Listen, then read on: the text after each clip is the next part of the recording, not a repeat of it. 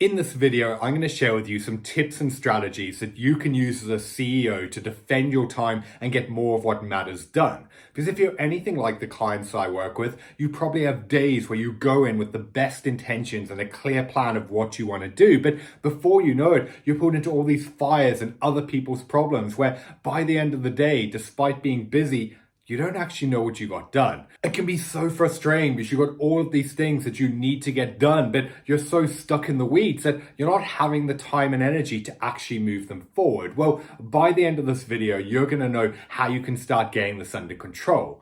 If you're new here though, my name's Byron Morrison. I'm the author of The Effective CEO, and I help first-time CEOs take control and become more effective in their role. So if you're new here, make sure you hit the subscribe button so that you don't miss future videos. So strategy number one is looking at how you're actually organizing and structuring your day.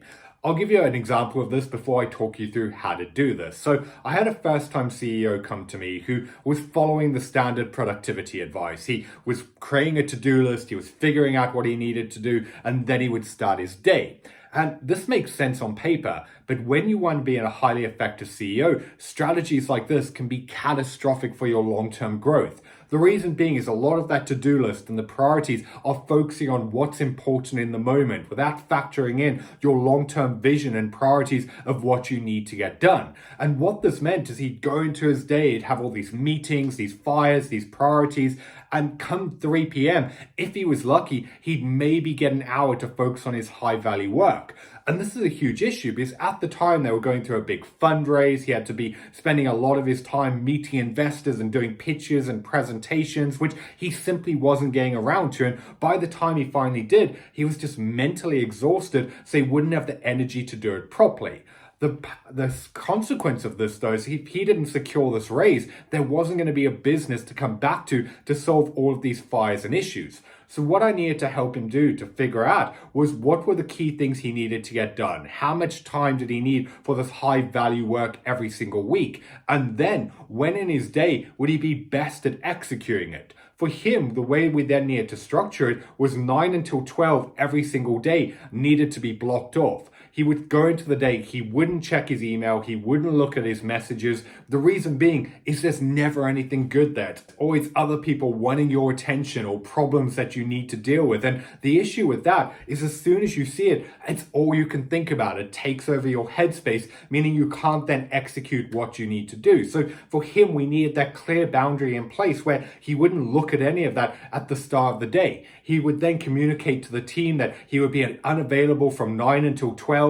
He would go, he would get his high value work done. He'd then take a break, have some lunch, and only then would he start the rest of his day. What this allowed him to do was really drive forward these high value tasks, and he could then get done everything else he needed to. And it was just communicated to the team that unless the building was on fire, he wasn't meant to be bothered. This meant that he could have at least 4 days a week where he could move this forward. So that's why you really need to figure out and look objectively, how much time do you need each week for your top level priorities? When are you most likely to be able to get it done? When are you going to be energized and in the state of mind to actually move it forward? And the second part is so important because how often do you sit down to do something and you're just mentally tired? Something that could take 20 minutes takes 2 hours because it has diminishing returns on your energy. This is why it's so important to get defensive and be like, you know what, these are my top level things. This is what I personally have to drive forward, and I'm going to defend this time with the mentality that I'm going to treat it the same as a meeting with my most important client, that unless the building's on fire,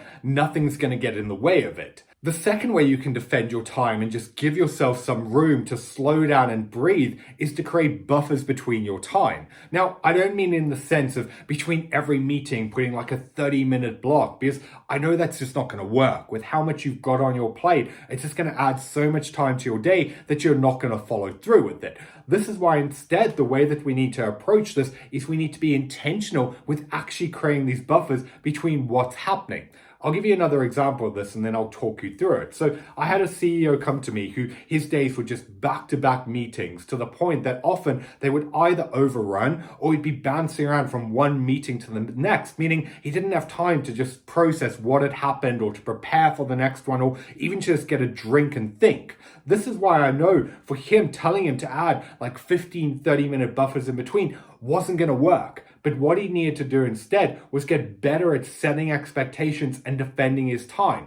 This came from actually setting a clear expectation with meetings and what was happening. Because if you give someone an hour, they're going to talk for an hour. If you give them 30 minutes, they're going to stay on point. This is why going into every single meeting, what he needed to do was set an expectation of how much time was available. So let's say, for instance, the meeting was scheduled from 1 until 2. He would go into that meeting and say, okay, I have a hard stop today at 1:50. Then he would set the outcome, the intention for the meeting, what they needed to get out of it. But then the really important part came in. At 25% away from the end of the hour, he would start transitioning to a wrap up. This is so key, because what tends to happen in most people's meetings is it starts getting near the end and then people scramble and they're like, we haven't covered this and we still need to talk about this, and then it overruns. That's not an effective use of time. What you need to do instead is say 20 minutes out or 15 minutes out from the end, say to people, look, we have 15 minutes left.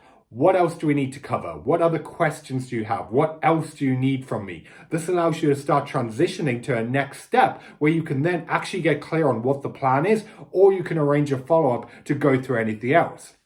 By implementing the strategy, what it meant is he could create 10-minute buffers throughout the day where he could then take a moment to go to the restroom, get a drink, slow down and think about, okay, what is next? What have I got to do now? What is the next outcome that I want? And it just gave him the bandwidth back to actually process his day. So instead of just being reactive and allowing it to happen to him, he could actually feel more in control. The third strategy and way to defend your time is to push back and start doing things on your agenda instead of other people.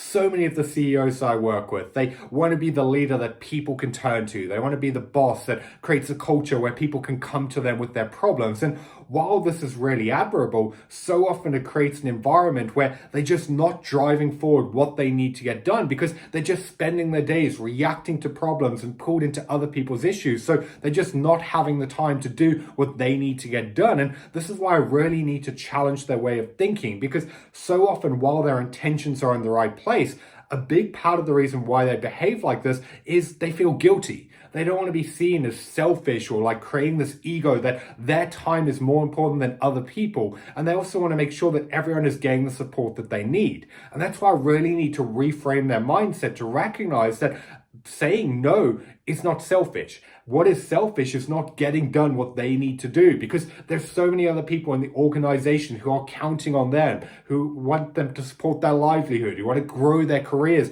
none of which is going to happen if they're not pushing the business forward.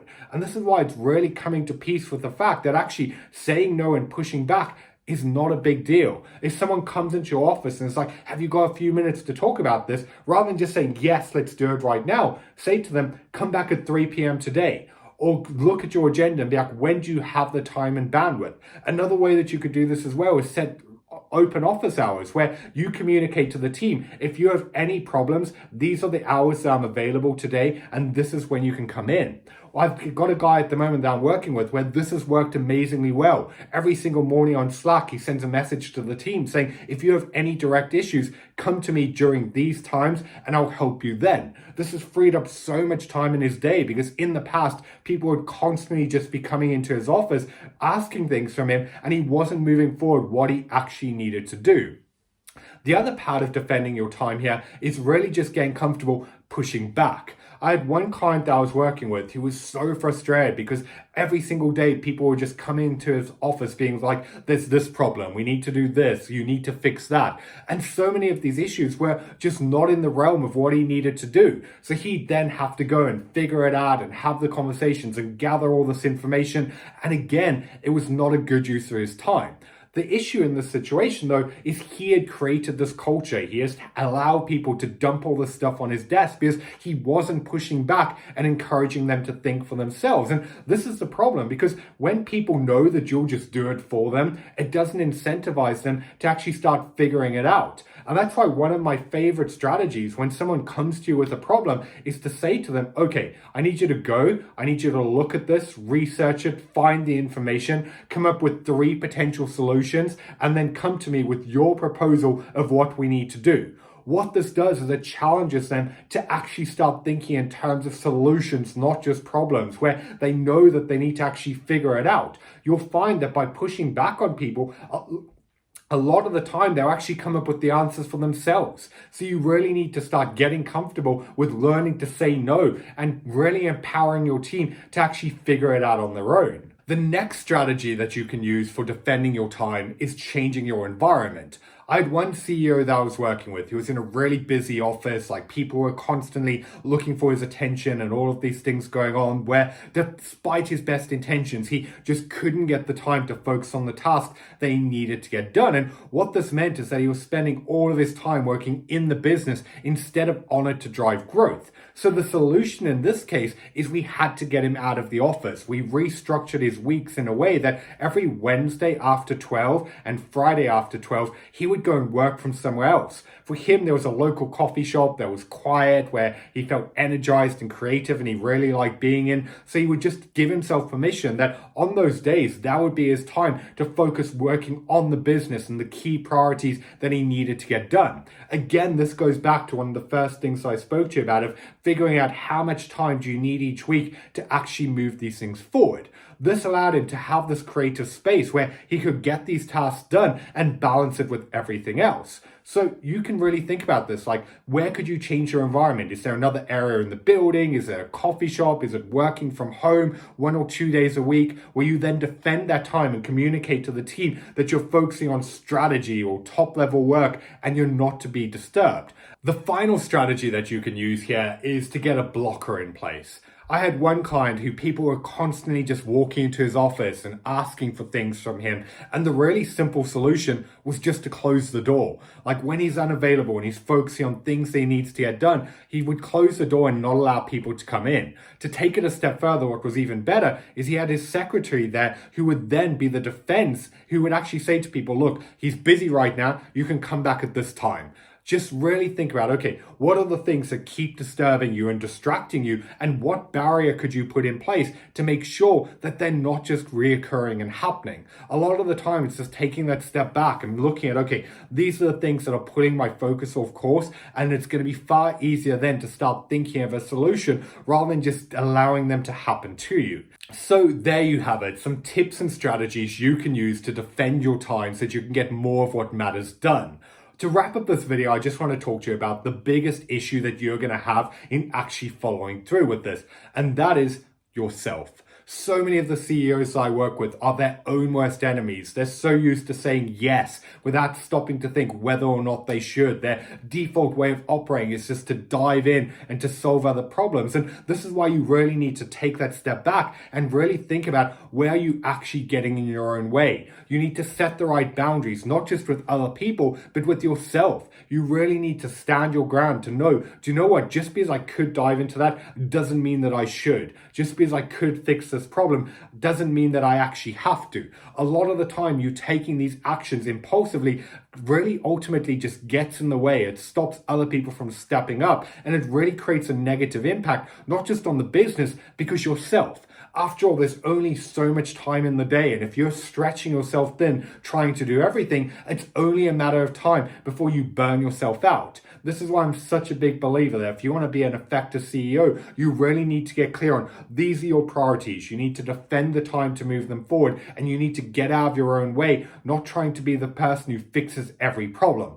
Get that right, and this is how you're going to avoid bottlenecking growth, and it's how you're going to be able to create the life and success that you actually want. So if you wanted to dive into any of these topics further, you can find out more about my books, The Effective CEO and CEO in Control, using the links in the description of this video. And if you have any questions, feel free to drop me an email as well, so I'm happy to answer and help you any way that I can. My name's Byron Morrison. If you enjoyed this video, make sure you hit the like button and subscribe so that you don't miss future content. Thanks for watching, and I'll see you in the next video.